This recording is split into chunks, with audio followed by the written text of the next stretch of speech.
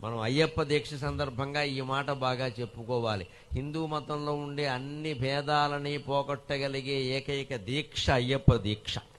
సమైక్యాన్ని నిలబడుతున్నారు. కులభేదం లేదు, ప్రాంత భేదం లేదు.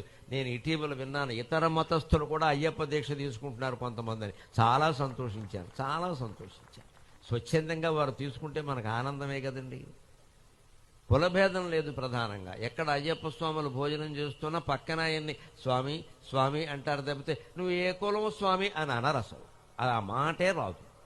ఎటువంటి భేదము లేకుండా 4 మెతుకులు నీ పక్కన కూర్చుని తినడానికి దిక్కుమాలిన కులం అడ్డమైతే ఈ అధవ కులం తీసుకెళ్లి గంగలో బారేద్దామని అందరికీ చెబుతున్న దీక్ష అయ్యప్ప దీక్ష.